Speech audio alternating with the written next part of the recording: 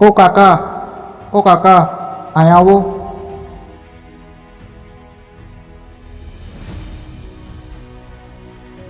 આ રસ્તો સુંદરને કેટલો સાફ છે.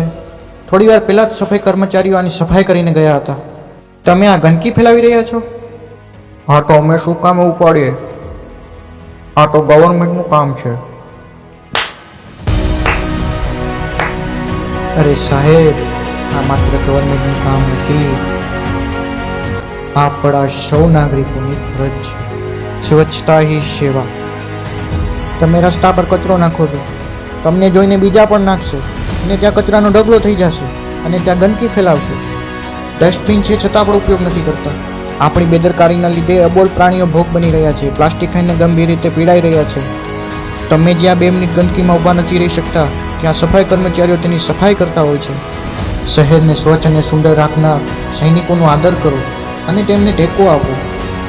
વહેલી સવારે સફાઈ કર્મચારીઓ રોડની સફાઈ કરતા હોય છે અને નિયમિત રીતે દરેક ગલીઓમાં ગાડી પણ આવે છે. એ લોકો જાગૃત પણ કરે છે, સૂકો કચરો સૂકામાં નાખવું, ભીનો કચરો ભીનામાં નાખવું, છતાં પણ આપણે તેની કાળજી રાખતા નથી. જો આપણે એક કદમ આગળ વધીશું તો લોકો પણ જાગૃત થશે અને મને વિશ્વાસ છે મારા શહેર ઉપર. તો ચાલો.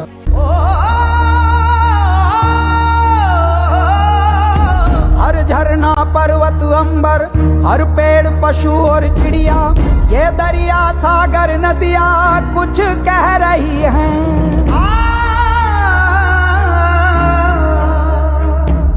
हे मानव आदतें बदल दो, कुदरत के बवंडर का इशारा समझ लो.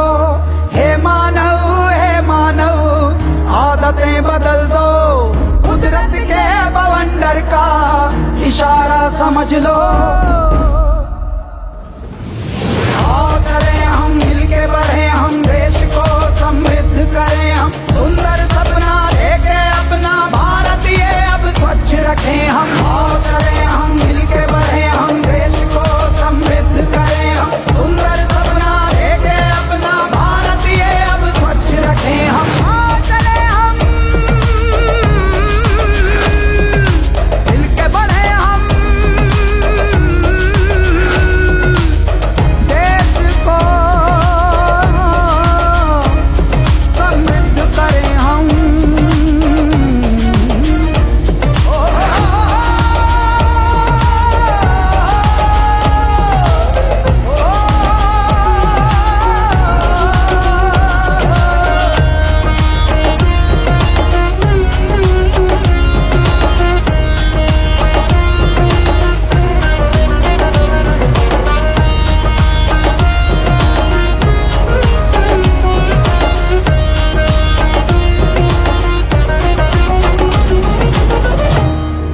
अगर हम तय करें,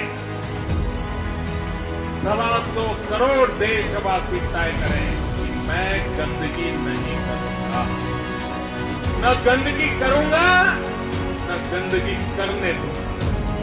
अगर गंदगी से देश को मुक्ति से दिलानी है, तो हमें तय करना होगा हम गंदगी नहीं करेंगे. महात्मा गांधी ने हमें गुलामी से मुक्ति दिलाई, हम भारत मां को गंदगी से मुक्ति दिलाएं. ये काम हम सबका है, हम सबको करना है. मैं देशवासियों के पास भिक्षा मांगने के लिए निकला हूं. मैं भिक्षा में देशवासियों से 1 साल में 100 घंटे मांगता, हर सप्ताह 2 घंटे. નમસ્કાર, હું છું તેજસ પરમાર, મ્યુનિસિપલ કમિશનર જુનાગઢ. આપણે સૌ જુનાગઢને સ્વચ્છ બનાવવાના પ્રયત્નો કરી રહ્યા છીએ.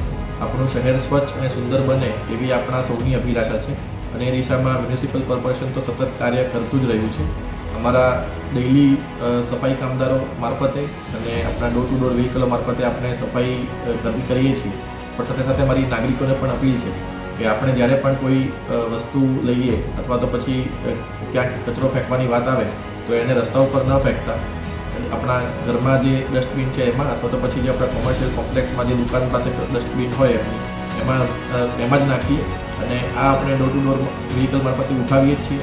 એટલે આપણા શહેરને સ્વચ્છ રાખવા માટે અમારી તમામ નાગરિકોને અપીલ છે કે આપણે રસ્તા ઉપર કચરો ના ફેંકીએ અને નિયત જગ્યા ઉપર જ એને કચરો રાખીએ અને આપણા સફાઈ કામદારોને એ આપીએ, જેથી આપણું શહેર સ્વચ્છ રહે અને આપણે સ્વચ્છતા સર્વેક્ષણમાં પણ ગુજરાતમાં અને રાષ્ટ્રમાં ખૂબ જ સારો ક્રમાંક હાંસલ કરી શકીએ અને આપણું પર્યાવરણ પણ આપણે સ્વચ્છ રાખી શકીએ.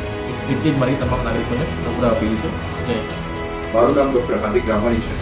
હું જીનિયસ પબ્લિક સ્કૂલનું સંચાલન કરું છું. જીનિયસ પબ્લિક સ્કૂલ તેમના શરૂઆતના વર્ષથી જ સ્વચ્છતાને ખૂબ આગ્રહ આપે છે. અમારા બધા જ વિદ્યાર્થીઓ અને ઇવન કદાચ બાળકો અહીંયા સ્કૂલની અંદર જેટલી સ્વચ્છતા જાળવે છે એટલો જ સ્વચ્છતાનો આગ્રહ તેના ઘરે પણ કરે છે. સ્વચ્છ ભારત મિશન અંતર્ગત અમે વિદ્યાર્થીઓને સ્કૂલની બિલ્ડિંગની અને આજુબાજુની બધા પરિસરની પણ સ્વચ્છતા માટે ખૂબ આગ્રહ રાખીએ છીએ અને સાથે સાથે પર્યાવરણ માટે પણ સંદેશો પૂરો પાડીએ છીએ. आइए गांधी जी के बताए हुए कदमों पर चलें और एक स्वच्छ और सुंदर भारत की रचना करें. चलो